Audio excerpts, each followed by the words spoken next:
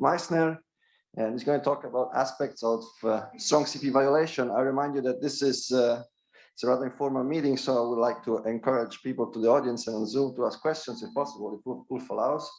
And we have 10 minutes late, 11 minutes late, so that's Ulf. Thanks for coming, and let's get started. Thanks. Yeah, good morning, everybody. We'll talk about certain aspects of CP validation. As you will see, very different from what most people are talking about. So I will give a brief introduction, not really necessary here, but just to set the scene properly. Then the first main part is the theta dependence of light nuclei and the nucleosynthesis. And then I have some aspects of axion phenomenology, which are dear to my heart, and then I summarize and give an outlook. So this is kind of my slide on the CP problem. So you know that the QCD has a non-trivial topological vacuum where the theta vacuum where vacuum with constant winding number are related by this theta parameter, and this induces CP violation.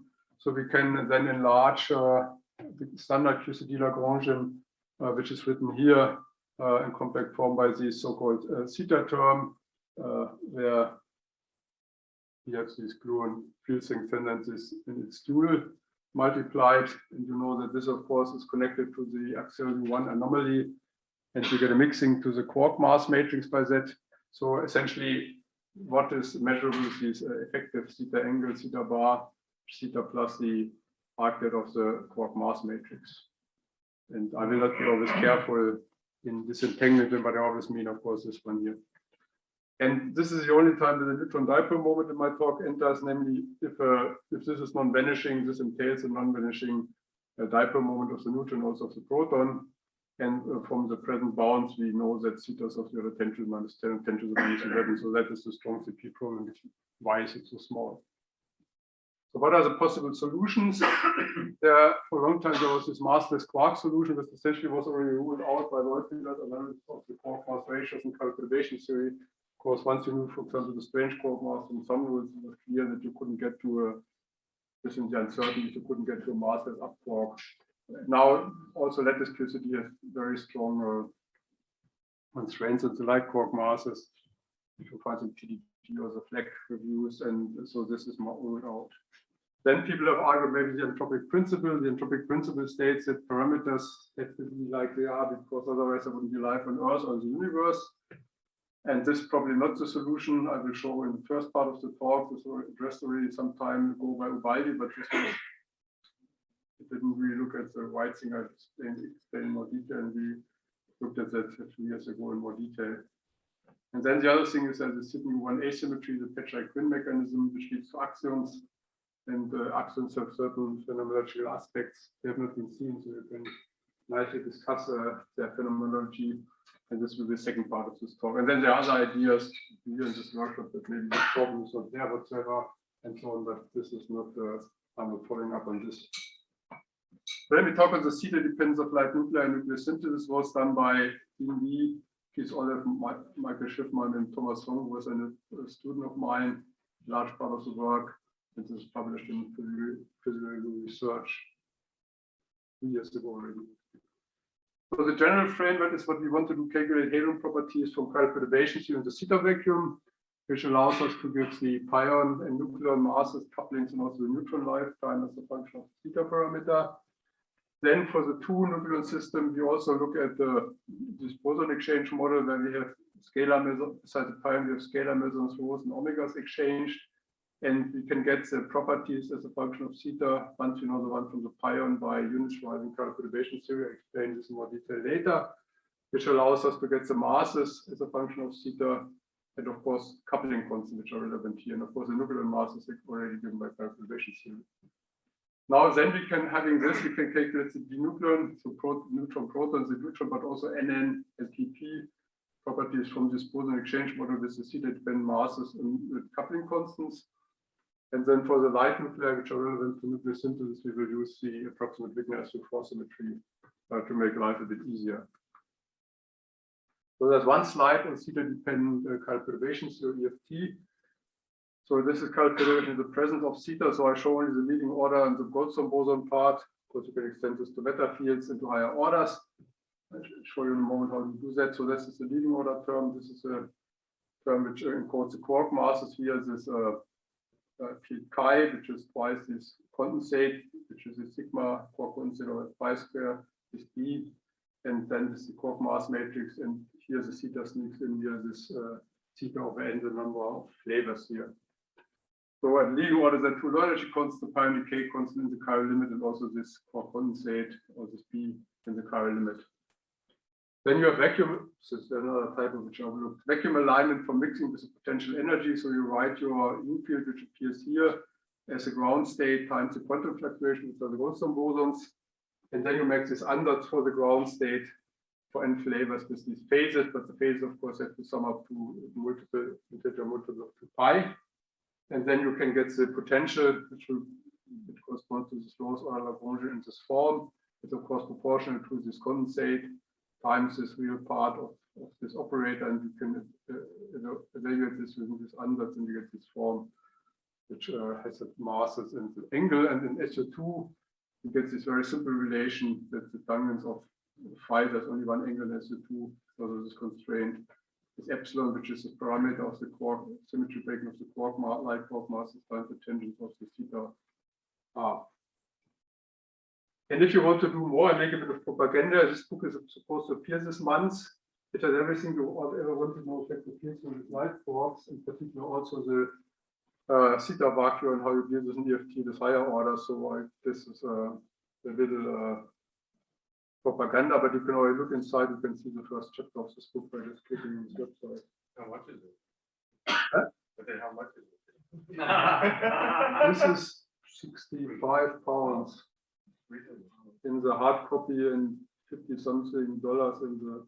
But the ebook is coming later. Unfortunately, I don't know why. The ebook is only coming in October. I mean, that's a very reasonable price.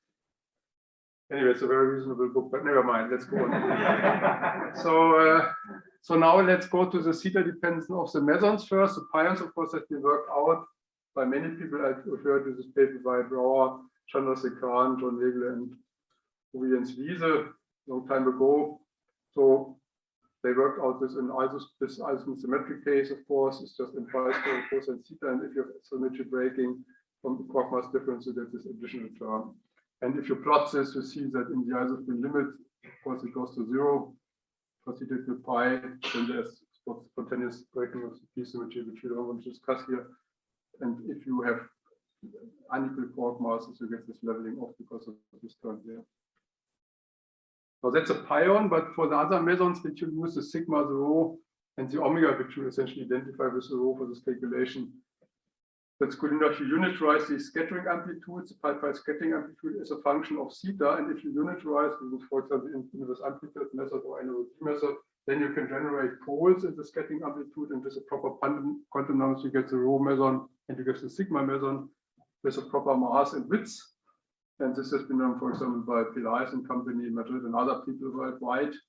And that allows you then to calculate the sigma and the rho, and therefore also the omega as a function of theta. And you see the sigma behaves similar to the pion, it drops, whereas the rho and the omega essentially stay put with very little variation with theta in the masses.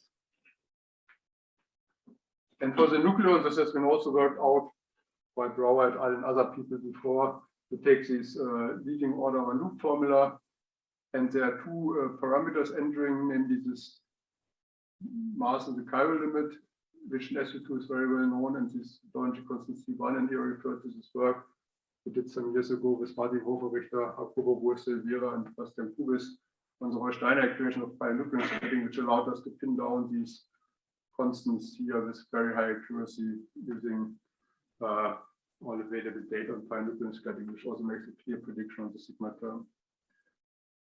So this is known, and then we have the from proton mass difference, which has a QED part, which has been worked out to high precision, most recently by Gasaloti and Rosetsky in this paper. And from that, you can deduce the QCD part, and the QCD part, as this form is theta, the essential thing is that you get this m pi squared over m pi of theta squared. The rest is known, so this C5 is known at theta equals 0, and at theta equals 0, this is 1.87 plus minus something MeV. And then you see that the neutron and the proton mass drop.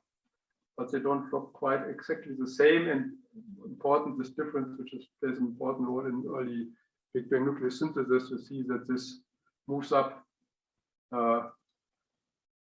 with theta from 1.3 physical value to roughly 5 MeV. And also important in the early universe when we generate the elements is the neutron lifetime, which goes like essentially the neutron lifetime function of theta was like 1 over these Fermi integrals as a function of theta.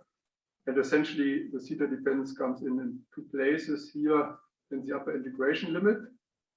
So that plays a role, and also in this energy here where you have the electron energy multiplied by this thing, which is then the available phase state. And you see if this delta and then the neutron proton mass difference increases, of course the phase space increases, and then it's a bit bigger, and so the neutron lifetime essentially drops. So you see this here. So this is a function of theta, and it's really dramatic for theta larger than 2, rather strong.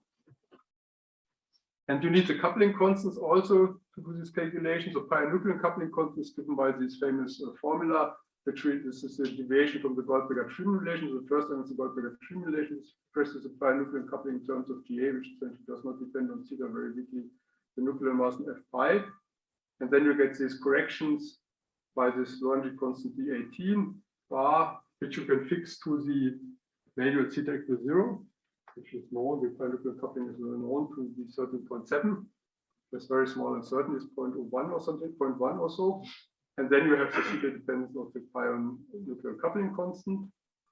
The sigma NN you can get from resonance saturation, where you essentially the sigma exchange is to a point where you keep coupling constant over mass fixed. Therefore, you can get this from these 4 nucleon interaction. This has been done by John Donoghue and Damour some time ago, and you get this theta dependence of the coupling constant of this form. Now, we also have seen in this paper with the student Acharya and Peng-Kong Wu and Maximai that essentially there's almost no theta dependence on the rho and n and omega and n coupling constant, so we keep them essentially constant, so they don't depend on theta in any visible way. If you look at the two-nucleon system, so one way to do this, not the only way, a simple way to do this, to do a boson exchange model where you explain to you pion sigmas, rhos, and omegas, which depend on theta. So you have these various potentials, which have roughly this form, of course, there are corrections, but roughly is coupling constant squares mass over the nuclear mass squared times the Sukava function, where the mass appears upstairs in the exponential. And then there's a regulator, which you need. You can use either regulator for all mesons or one, which is sufficient, because these things are ultraviolet divergent. And the regulator, you essentially. That's a question. I mean, you want to maybe you finish that. Yeah, let me just say the regulator. So it's a regulator you fix to the binding energy of the neutron, minus 2.224 MeV. And then you also get an unbound neutron-neutron system by 0.07 MeV. Yeah, what's the question? Skylar, you want to ask the question? Yeah, sorry, maybe I just am used to a different notation. I was expecting an eta meson to show up somewhere, or is this somehow? No, the eta meson plays essentially no role in the nucleon-nucleon interaction. The coupling of the eta to the nucleon is so weak that you can essentially forget it. Okay, so then when I've seen papers which include pi and nucleon couplings both for the pi and the eta, this must be in some very special situation. There's something recently from Pospelov and Ritz, and I think I've seen it elsewhere as well. Or you can of course get mixing effects for completely different effects. This is not nothing to do with the potential itself. This is for some TOCP violation from mixing, but that's something else. That doesn't play a role here. That's what I anyway wanted to say. Good that you make this point. So what Ubaldi looked at the CP violating vertices, which would be very this is completely suppressed. So this would be a CP violating vertex, which you generate by eta pi not mixing. Yes. This you can, yes, but this you are not interested in because we have theta dependence from CP conserving vertices, which have much more influence here. Okay, thank you. Okay, so that's a good point that this was brought up, and because this earlier calculation of Ubaldi essentially was that potential well with a one pion exchange, and here essentially looked at CP violating vertices, but they are so small that essentially you get very little effect. But here you see you get more effect. So if you now do this, there are two sets of parameters you get for the vector mesons. So these are the red bands and the blue bands, which equally well describe the deuteron in the unbound two-neutron system. And you see that so the binding of the deuteron increases up to the order 25 MeV and increase theta from 0 to this is 2.2, this is 2 pi. And you also see that the dineutron starts to get bound. It's not seen on this figure, but in the paper there are figures where this region is zoomed in. You can see the critical value where this passes 1.2. And for the diproton, it also gets bound a bit later because there is a Coulomb repulsion, which will have the neutron system. Naive question. So I noticed on one of the earlier slides the pion mass drop as a function of theta. I was wondering if you know, does a significant portion of the increase of binding come from basically the pion getting lighter, so you get more attractive interaction? No. Contrast about particle physics always think binding on the deuteron comes essentially from the sigma and vector meson. So the pion plays little role in the binding. So if you just do the pion, this was with Ubaldi you had a small, slightly sinking binding. So this is mostly the effect of sigma and omega. And is it the mass of the sigma? Yes, exactly. So this is oops, sorry. So that's essentially why it goes up, because the mass goes down. So the vertex becomes stronger, but of course there's also some decrease in the coupling constant which plays against that. If the sigma mass goes up, does that mean sort of maybe the bottling potential is moving further out to get stronger attraction? Yeah, the potential essentially is, I'm not sure it moves out, it deepens. Deepen, okay. I didn't look at it in ASPIS with that movement. I don't think it really moves, but maybe it shifts a bit also to larger R. It goes deeper and it maybe shifts a bit, yes. And back to the point just raised, but is it clear that you have to include the CPO vertices? Like all the tests are looking at, I guess, are quadratic. As I said, the CPO test, we have also done this. We have redone the case. I mean, Thomas Funk and the smarter. You can do this more fancy, but it's actually a very little effect. But it's because if you have two CPO vertices, the effect is going to still be quadratic in theta at scale like. Yeah, but the two CPO is even more suppressed because they're really suppressed by this. Let's do that in more detail afterwards. Okay. Anyway, so there's binding here for the deuteron and also for the dineutron diproton, and then let's look at the other nuclei. So we still have these three-nucleon systems, so triton and helium-3 and also helium-4. And here we make use of the approximate SU4 spin-isospin symmetry of the strong interactions, which was pointed out by Wigner in 1936, which means that the interactions to a good approximation are independent of spin and isospin. And then this has been used by these guys from Italy to look at the binding energies for the average binding energies for the nucleon system. And you get this relation, which I don't derive here, you just use it. So once you know the binding energy of the deuteron as a function of theta, and you know the binding energies in this SU4 limit, so helium-4 is in the SU4 limit, and for this three-nucleon system, you just take the average of helium-3 and the triton. Then you can get the dependence of the end particle binding energy. So this is for 3. So we take the same for the triton, helium-3, and this is helium-4. And again, the binding increases with theta, similar size as for the deuteron. Now let's see what does this do for Big Bang nucleosynthesis. So before freeze out, you have neutrons and protons in thermal equilibrium because weak interactions do this kind of reaction change, and then you have the neutron to proton ratio as function of theta, which is essentially given by this Boltzmann distribution where the proton neutron mass difference comes in, and we have seen that this changes a lot with theta, and at the neutron fraction at freeze out temperature TF 0.84 MeV roughly is given by this ratio here, this xn. But the point is that for of course, you know that most of the neutrons essentially end, if they don't decay, they end in helium-4. But for that, it's more important to look at the so-called neutron bottleneck. So when BBN starts, because there are many, many photons around, there's this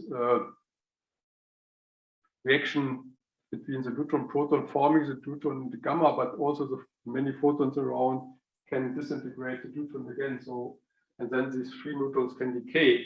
And that happens, it starts to happen around smaller temperatures of 0.1 MeV. So there's this competition between the free decay of the neutrons and the formation in helium-4. So then you can calculate the mass fraction at this critical time TD, the temperature TD, and this y, this is the fraction of helium-4. The mass fraction is twice the neutron fraction times this exponential factor, which is this small TD is related to the inverse binding energy squared. And you see that at small theta you get a slight enhancement of cost of helium-4, but then above 1 it just starts to drop. This here empirical values is and with our approximation we roughly get that there's a small discrepancy, but this we don't, for this calculation doesn't matter. So there's a strong decrease, and again both cases either spin symmetric or spin breaking are considered, but they are essentially the same results. Now further aspects, then you can start to worry about dineutrons and diproton on BBN. The point is, there's an interesting here also.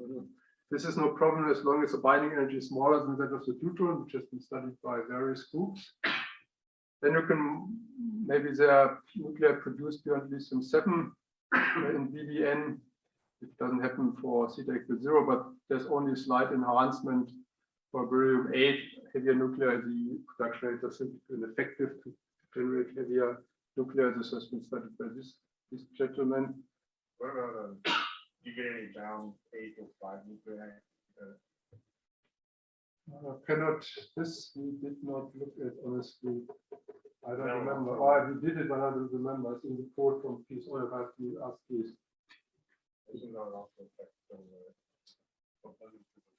Yeah, but these guys, they did really a full chain calculation with more increased rates of other nuclei, and they did find this thing. So I think that's consistent with what we have, but I have to ask Peace for this. I don't think that it's found, but I'm not sure. I have to check. What kind of thing your giant proton lines that seem possible? Yeah, I can only speculate. So let's check that. And anyways, then there's also stellar nucleosynthesis where you have this hydrogen burning. And if you look at this, you find that up to theta 0.5 roughly, there's no substantial change. Then above 0.7, you start a faster diproton production, but this decays into the neutron, and then you're back to the normal stuff. And this has been studied by this gentleman who showed that even with diproton production can still generate elements in somewhat slower way, but in the same way you get it. And if you look at stellar nucleosynthesis for carbon-12 option 16, of course, a triple alpha reaction, which I know quite well. So the binding energy of helium-8 is affected, the whole state location is affected. So you can see that if you do this calculation, that you get a lack of oxygen for theta roughly above 0.1, which means you get constraints on theta, but certainly not on tropic, because it doesn't tell you that theta is 10 to the minus 10. So the universe looks very similar to the one with theta equals 0, or 10 to the minus 10 if theta is below 0.1. Which I think is interesting, but certainly it's not a tropic. And that's also what Wiley had concluded in his calculation. So we are consistent with this, but I think our calculation is a bit stronger. And the second part, I go on axion phenomenology. Ask a question. Are there any experimental tests on any of these and some of them? So the experimental test would be, of course, if you would see that the for example, mass fractions are different from what you see. I showed you, for example, the helium mass fraction, which you can measure to high precision, essentially also bounds in which range you can vary theta, so that it's 2.48, whatever the number is precisely. But the theta is as small as people from from the electric. So that's something you will never see in that reaction. This is more general. This is for the in general, because there have been speculation that maybe from string theory that maybe the universe zeta was of order 1 and only became small later. So this is in this sense. So I mean, if zeta is 10 to the minus 11, you will not see anything in element production. That is fair to say. Yeah, that was right. But that's kind of boring. So I mean, theoreticians always have the privilege of going into universe, which is different. Poor experimental guys cannot. That's why you should do always the theory, not experiment. Much more free spirited. That's right. I'm just trying to see where you're going. Because the idea was to see whether you get some strong constraints, entropic constraints, or so. But this you don't see. You see constraints, but nothing with entropic. So why should we study the QCD axion? Not much I have to say here. So the axion photon coupling is important in axion searches, which I don't discuss here. We also had calculations this, but other people have done more on this. In haloscopes or helioscopes or Schleitscheining, so lots of experimental activities going in various collaborations. I want to discuss more things where nuclei are involved. So this famous nuclear Bremsstrahlung in massive objects, which is seen as the main source of axion from stars so far. Then there's a so-called Hyperon puzzle. You know that if you look at Hyperon in nuclear matter and the matter becomes dense enough, like in a neutron star, then you will produce Hyperons. But the Hyperon interaction is too attractive, so it would not allow for, if you look at the equation of state, it would not allow for neutron stars with two polar masses. So you have to have some repulsion in the Hyperon system, which you can, for example, get by a repulsive Hyperon nucleon force. Three-body force, hypernuclear force. And then you can ask if hyperons play such a role in the equation of state, what are their couplings in this case, so that you would have Bremsstrahlung from hyperons instead of nucleons, which one can answer. And then there's been this paper by these colleagues from INT in Seattle and 3 Italian colleagues published in First Letter, where they claimed that this pion axion production, so pion is the nucleus to the delta fuses the axion, can have very important effects on searches for axion. I'll come back to this in a moment.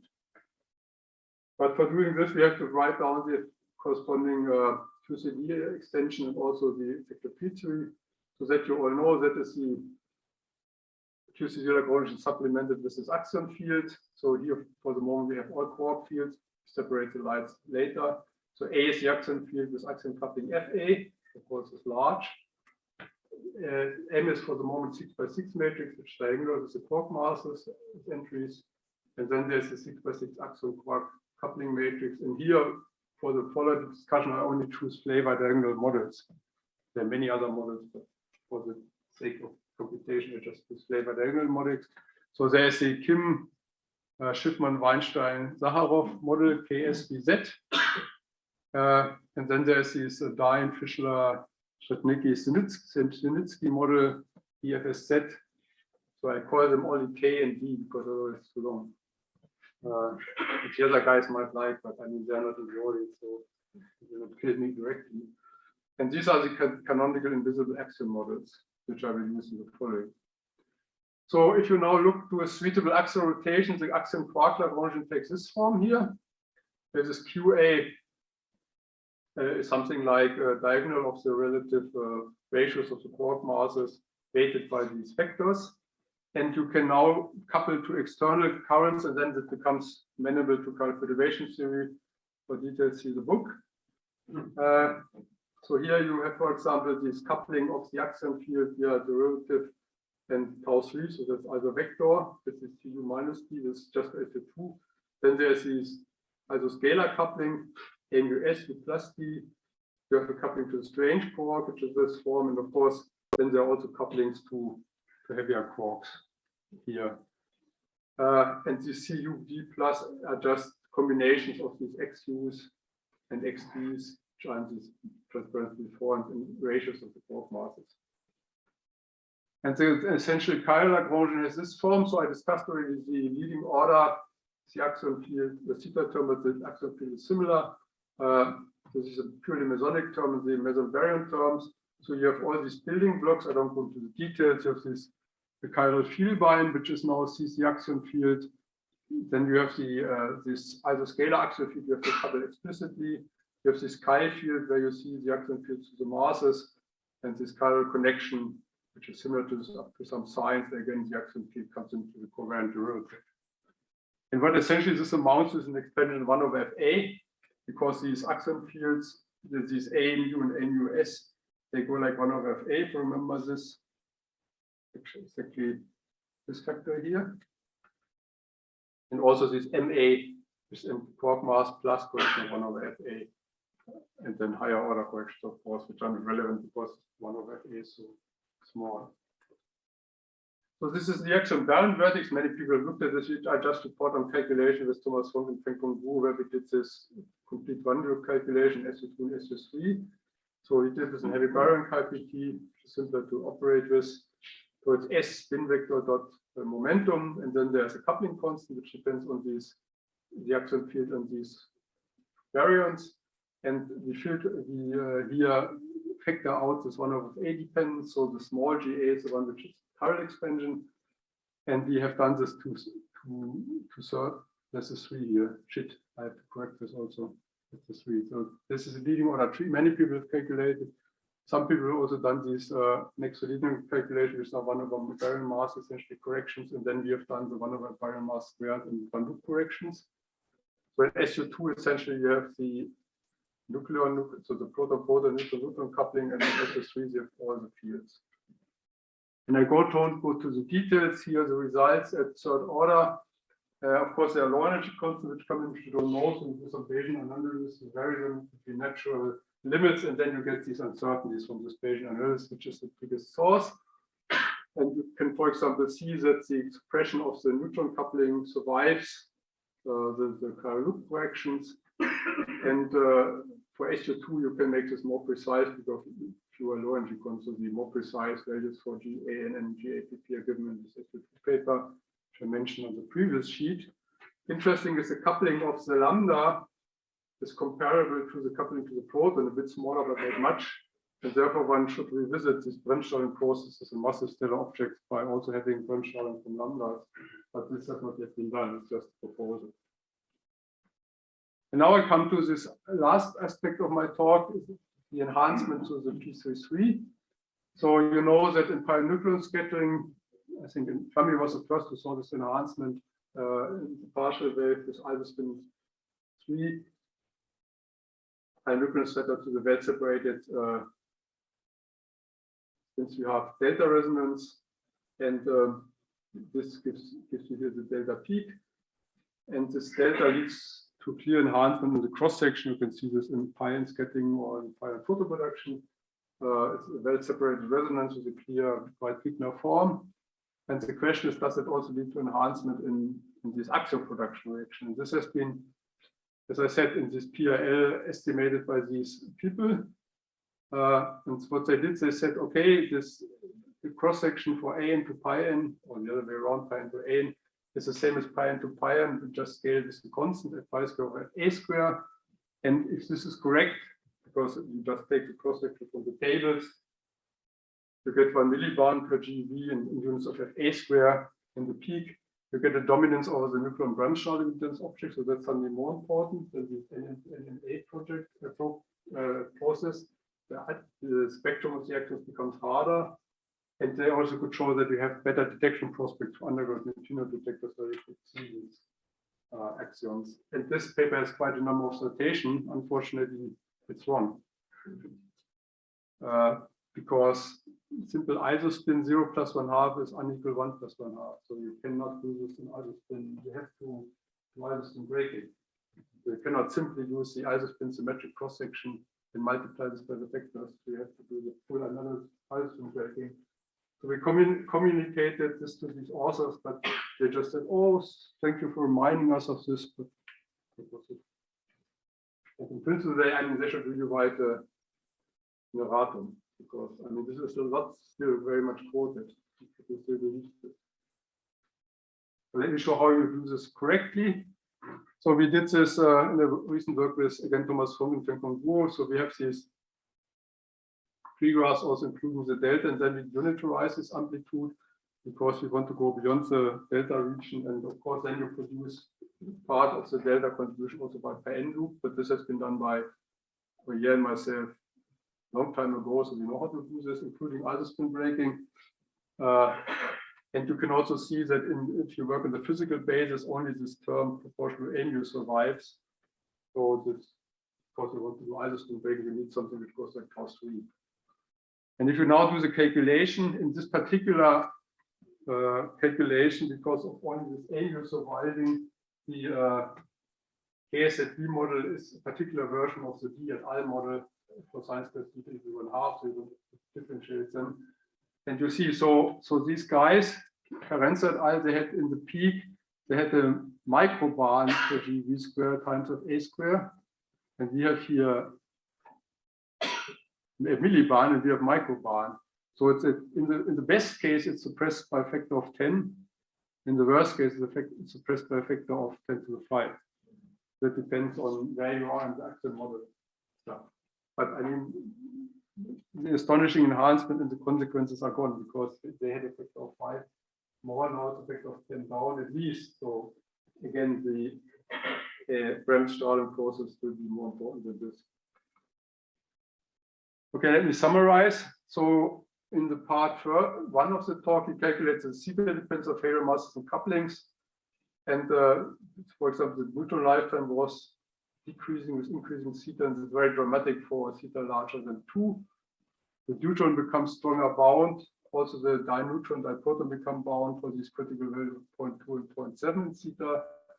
Binding energies of the 3-nucleon, 4-nucleon system also increase, using as before, Wigner symmetry arguments.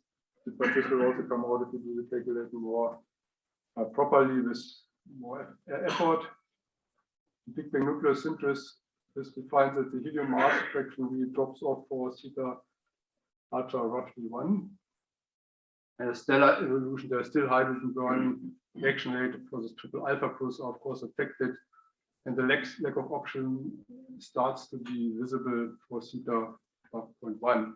So you get constraints on zeta from nucleosynthesis, but as long as zeta is of roughly less than 0.1, the universe is not much altered. And then the tropic principle is not at work to explain the tiny zeta. There have been other arguments by Banks et al., by Dine et al., and also by Kalupa and Turning earlier, which also had arguments why this could not be entropic, but this is a really different argument, but that's consistent with what they found. In the second part, I discussed some aspects of axion phenomenology. So we determined the axion baryon coupling for flavor diagonal models. You can also, of course, do that for flavor non-diagonal models, but then you get somewhat different, you have to do more work. But this can be done. In unfavorable cases, the axion coupling to the neutron is suppressed and might even vanish. Then there's, of course, a strong axion model, depends on the couplings to baryons. We've seen that. And the axion also couples to hyperons with a strength which is comparable to the coupling to the proton. So there might also be, given the importance of hyperons in dense objects like neutron stars, there might also be some Bremse-Strahlung contribution from lambdas, which yet has to be calculated. So there are, of course, uncertainties in higher orders because the unknown low energy constants. So we did some Bayesian analysis using rationalness for these, which give us some uncertainty, but of course, I would like to improve this. And of course, the biggest unknown is still the axion coupling, because any coupling is 1 over Fa, and we call this so-called axion window in 10 to the 9 and 10 to the 12 GeV. And final point, there's no enhancement, real enhancement to pi and to the delta resonance, because there's an enhancement, of course, but the enhancement is much smaller than originally thought, because this process requires isospin breaking. So, of course, there's still a delta peak, but the delta peak is not a millibarn, it's a microbarn. And if you take this into account, then Bremse-Strahlung is still the dominant source of axion radiation in dense objects. And that's, I think, all I wanted to say. Thank you.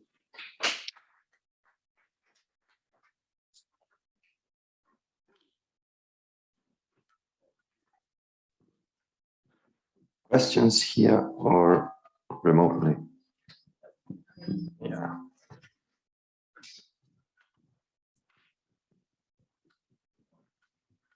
Yes, regarding the last point about the delta resonance, So, but you also have the mixing between the pion and the axion. So does not also, in some sense, produce some effect and give you exactly this? So this is practically there. So it's automatically also giving you this breaking of the isospin. Yeah, but this was okay. That's a good point. But this was already taken care of before when we wrote down this Lagrangian in the form where this was taken care of by this axial rotation. So that doesn't mix anymore. Okay, so this is taken care in. Yeah, and that's also what these guys use. So they use this basis, the same basis. Okay, thanks.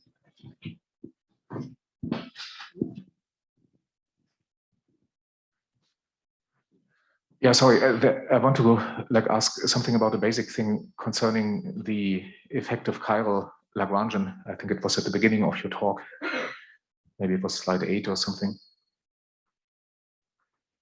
Right, so there's, I mean, of course, this is all well known, but there's maybe one thing I would like to unpack or understand your way of thinking about it. So with this condition of the sum of the phi f's adding up to multiples of 2 pi, it is assumed basically that or it's imposed that the arc det of u0 is 0, right?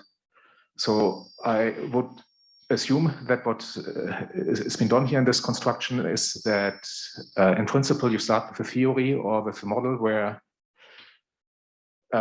before doing any chiral field redefinitions, the arc det of u0 is pointing or is equals theta. And then you perform a chiral field redefinition so that the arc det of u0 goes to 0. And the arc det of the quark mass matrix is bearing the theta dependence and the CP violation, right? Yeah, that's called vacuum alignment. Yeah, so I'm asking about this vacuum alignment now, because if in the underlying assumption is that the arc det of u0 is theta, because theta by the chiral anomaly transforms in the correct way under chiral field redefinitions. By the same token, I could also assume by the symmetries of the theory that the arc det of u0 is just given by the arc det of m in the underlying theory. And there were presentations at this conference that demonstrated that, is the microphone? It's off again. Okay, go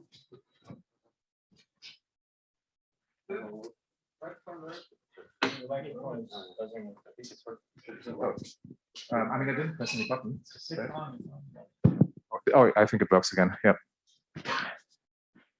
Okay, I think they were just tuning to get rid of the resonance.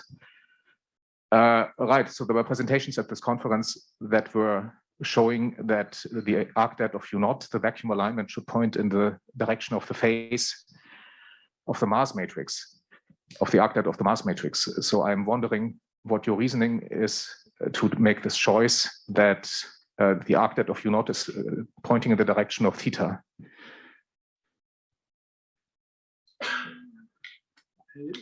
I must honestly say I missed the other talks, but you can do that, but then you have to work out the consequences the same way. So yeah, but the consequence is essentially that in the effective chiral Lagrangian, once you have the effective chiral Lagrangian, you can do, I mean, basically theta bar disappears from the effective chiral Lagrangian then with this choice. And of course, the consequence is that the theory looks like a theory at the level of the effective chiral theory with a theory that would have theta equal 0 in first place. yeah, this is what I meant before. Okay, good that you bring up this point. This is under the level of other ideas which I do not subscribe to, which I'm not discussing. Okay, but I mean, there has to be a reason why it is not being subscribed to, because otherwise, I mean, there's a choice, there's a binary choice here by the symmetries of the theory. And without doing a calculation, to me, it sounds like it's just a guess to make a certain choice. I wouldn't call it a guess. I mean,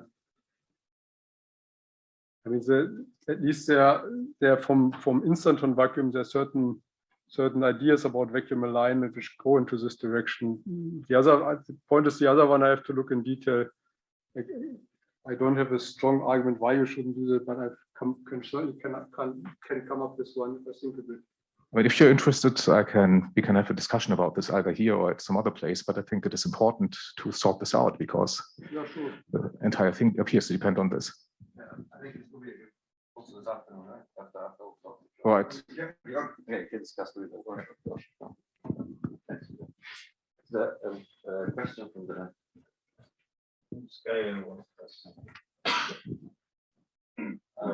People on Zoom, was there a question? It's okay. I satisfied my own curiosity in the meantime.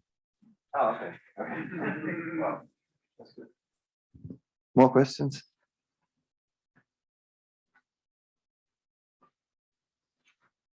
Okay, I don't see further questions, so I'll thank Ulf again. And as you know, in the afternoon we have a discussion, so Yeah.